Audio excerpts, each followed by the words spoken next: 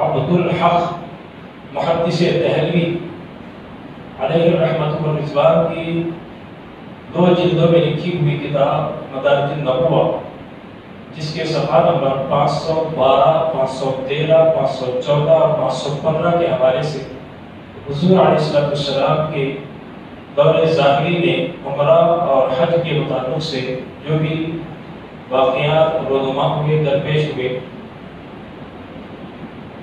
اس کو اپنے ذہن میں رکھ کر آپ کے سامنے میں کھڑا ہوں۔ اللہ کی بارگاہ میں دعا ہے کہ ملائکہ کائنات مجھے حق بولنے اور آپ تمامی حضرات کو حق سننے کی توفیق اور عطیہ عطا فرمائے۔ سب سے پہلی بات، لوگوں میں یہ بات مشہور ہے کہ جو حج کر کے آ جاتا ہے، 7 طواف جو کرتا ہے، اللہ تعالیٰ اس کے تمام گناہ معاف فرما دیتے ہیں۔ یہ بات بھی مشہور ہے، بلکہ یوں کہوں کہ حدیث کا مفہوم ہے، مگر سمجھنے میں غلطی ہو گئی۔ حدیث کا مفہوم ہے کہ جو کوئی حج کے لیے نکلا خالص اللہ کے لیے، اللہ کے گھر کی زیارت کے لیے، حج کرنے کی نیت سے اپنے گھر سے نکلا، جب وہ طواف کرتا ہے، سعی کرتا ہے، مزدلفہ پہنچا ہے، وقوف عرفات پہنچتا ہے، صرف طواف ہی پر اللہ تعالیٰ اس کے تمام گناہ کو معاف فرما دیتے ہیں اور ایسا پاک و صاف فرما دیتے ہیں جیسا کہ وہ ابھی ماں کے پیٹ سے پیدا ہوا۔ حدیث کا مفہوم ہے ایسا پاک ہو جاتا ہے جیسے ابھی وہ ماں کے پیٹ سے جنم لیا۔ تو اس کو غلط سوچوں نے اور غلط فہموں نے غلطی یہ کی سارے گناہ معاف ہو جائیں گے۔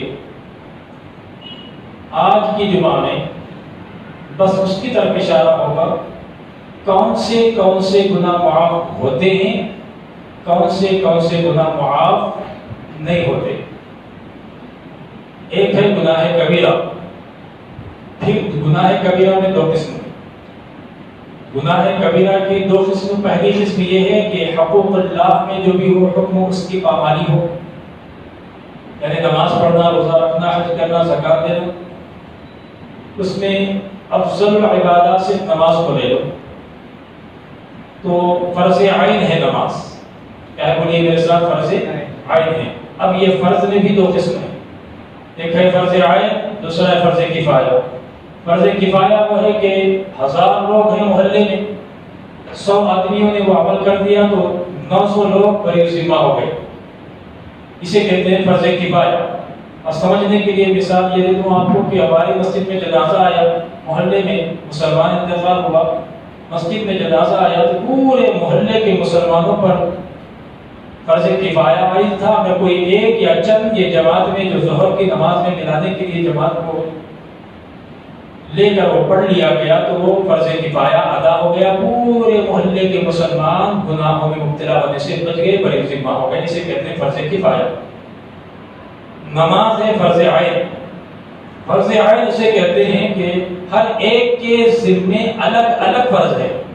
تمہاری نماز میں نہیں پڑھ سکتا، میری نماز آپ نہیں پڑھ سکتے، پیر و مرشد کی نماز مرید نہیں پڑھ سکتا، مرید کی نماز پیر و مرشد نہیں پڑھ سکتے۔ حالانکہ حشر کے میدان میں شفاعت حافظ قرآن ہو تب بھی اس کی شفاعت کے بارے میں ذکر آیا ہے، وہ شفاعت کرے گا جن پر جہنم لازم یا واجب ہو جائے گی، ان کو شفاعت کر کے جنت میں لے جائے گا۔ یہ تو حدیثیں ہیں، مگر میں جس بات پر آپ کا ذہن لے جانا چاہتا ہوں وہ یہ ہے کوئی بھی عالم دین ہو، کوئی بھی حافظ ہو، قاری ہو، مولوی ہو، مفتی ہو، مجتہد ہو، محدث ہو، محقق ہو، اب بات اور آگے بڑھاؤ تو شہید ہو، اور آگے بڑھاؤ تو صدیق ہو، یا اور آگے بڑھاؤ تو حضور علیہ السلام خود ہو۔ یہ حضور علیہ السلام اپنی امت کے لیے یہ نہیں کہہ سکتے کہ میں نے 12 سال کی مدت میں جو فرض ادا کیا ہے مولا، وہ فرض کا یہ جو ثواب ہے پڑھنے کا وہ پوری امت کی جانب سے میں نے پڑھ دیا، میری امت پر وہ نمازیں معاف فرما دے۔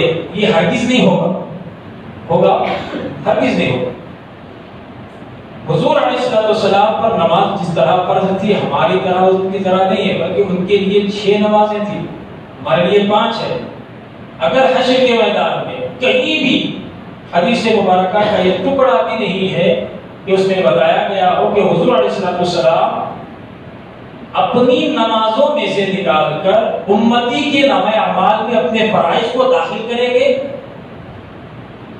سمجھ آئی میری بات؟ داخل کریں گے، اس بنیاد پر گنہگار کے گناہوں کا پلڑا ہلکا ہو جائے گا، نیکیوں کا پلڑا بھاری ہو جائے گا۔ اس بنیاد پر حضور شفاعت کر کے جنت میں لے جائے گا، ایسا نہیں ہے، بلکہ یہ ہے کہ حضور علیہ السلام نے مقام محمود پر فائز ہونے کی بنیاد پر رائے کے دانے کے برابر یا اس سے بھی 3 بار لفظایا، کم علم رکھنے والا ہو، ایمان کی کمزوری رائے کے دانے کے برابر یا اس سے کم ایمان ہو، شفاعت کر کے دوزخ میں چلنے کے بعد، سزا پانے کے بعد اس کو دوزخ سے نکال کر جنت میں لے جائیں گے، یہ بات تو ہے، مگر یہ نہیں ہے کہ حضور اپنے فرائض کو اپنی امتی کے نامہ اعمال میں ڈالیں گے۔ یہ بات تو کلیئر ہو گئی، میرا فرض مجھے ادا کرنا ہے، آپ کا فرض آپ کو ادا کرنا ہے۔ اب یہ ہوا فرض عین، میری آپ نہیں پڑھ سکتے، آپ کی میں نماز نہیں پڑھ سکتا، ظہر کی نماز میں میں بزی تھا، آپ سے کہہ دیا کہ بھئی جاؤ میں بزی بھی ہوں، ظہر کی نماز میری طرف سے پڑھ لینا، یہ نماز ادا نہیں ہوگی کیونکہ یہ فرض کفایہ نہیں ہے، فرض عین ہے۔ بولیے فرض عین ہے۔ تو اب چلو فرض کے 2 قسم فرض کفایہ، فرض عین۔ اب یہ جو بتایا گیا گناہوں کے 2 قسم، گناہ کبیرہ، وہ گناہ کبیرہ جو اللہ تعالیٰ، جو حقوق اللہ کے متعلق سے ہو، اللہ تعالیٰ کا حق اس نے مارا ہو، اللہ کا حق کسی اور کو دے دیا ہو، مثلا شرک کیا ہو، اب یہ گناہ کبیرہ میں آتا ہے۔ ہر چیز معاف نہیں ہوتا، چاہے وہ طواف کرے، حجر اسود کو بوسہ دینے کا ذکر ہے نا، چاٹ بھی لے حجر اسود کو، معاف نہیں ہوتا۔ کعبے کا طواف بھی ہو گیا، مقام ابراہیم میں 2 رکعت نفل بھی ہو گئے، سعی بھی ہو گئے، کنکریاں بھی مار دیا، سب ہو گئے، مگر شرک کیا تو شرک والا گناہ اللہ کبھی معاف نہیں کرے گا۔ یہ ہے وہ ایک گناہ جو اللہ تعالیٰ نہ معاف کرنے کا اعلان فرما دیا۔ اب یہ بات سے ہمارے ذہن میں بات آتی ہے کہ حج کرنے والا اگر مشرک ہو،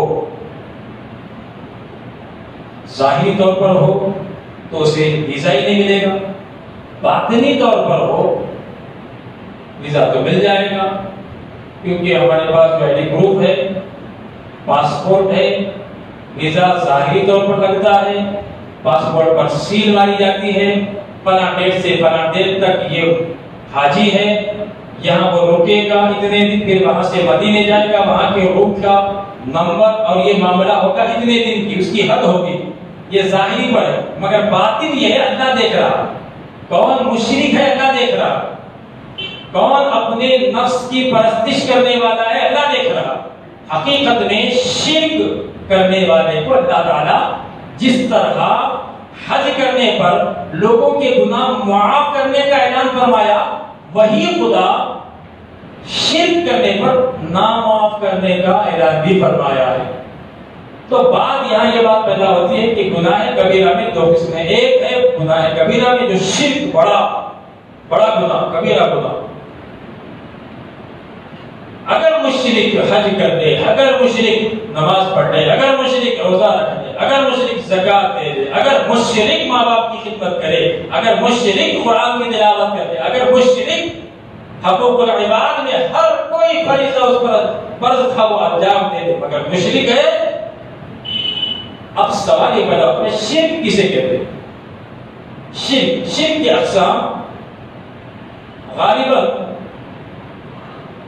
تفسیر نعیمی کے حوالے سے میں کہہ رہا ہوں، شرک کے 9 اقسام ہیں۔ کتنی اقسام ہیں بولیے؟ 9 اقسام۔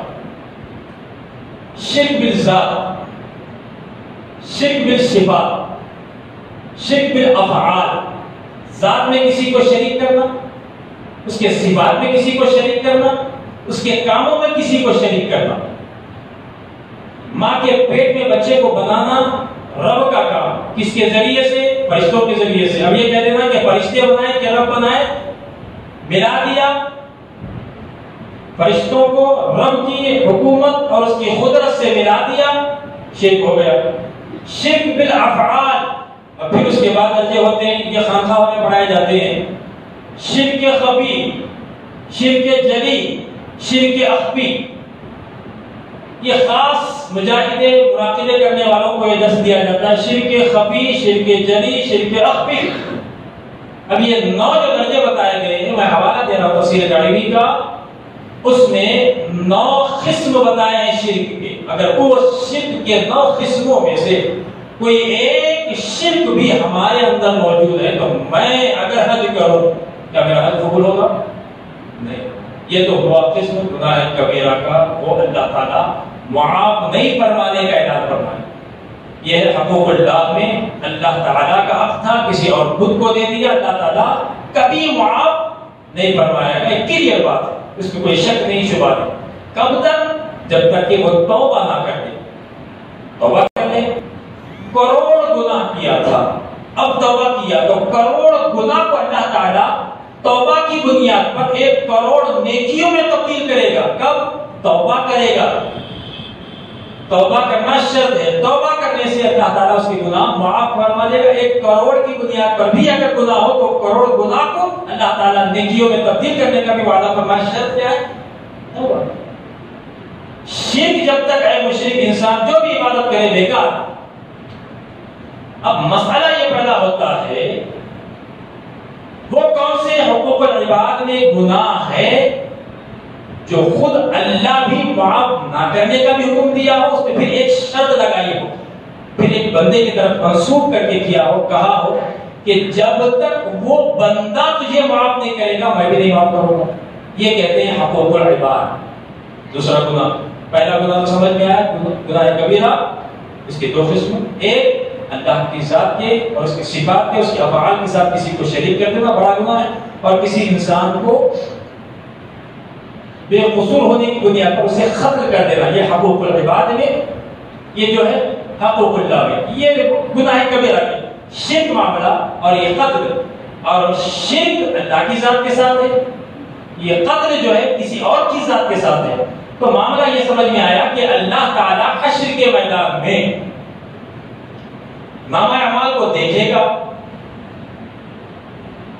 میزان پر تولے گا.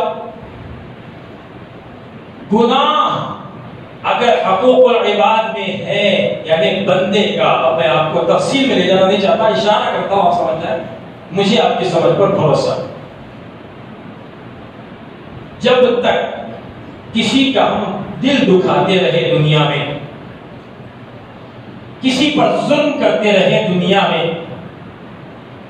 اب ہم کیا ہوئے؟ ظالم ہوئے.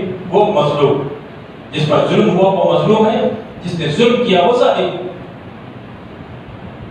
بے تحاشا زبان سے ایسی گالیاں بکی جس کی وجہ سے لوگوں کا دل دکھ گیا.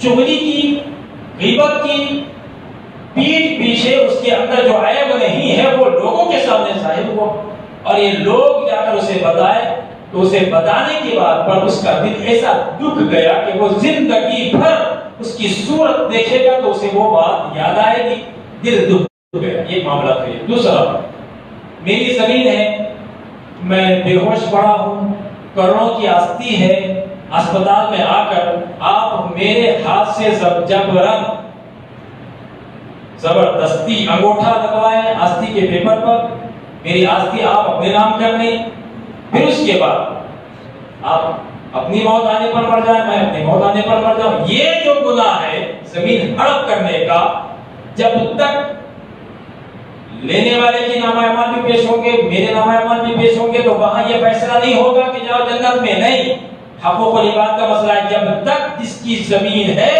وہ بندہ معاف نہیں کرے گا تب تک اللہ بھی نہیں معاف کرے گا.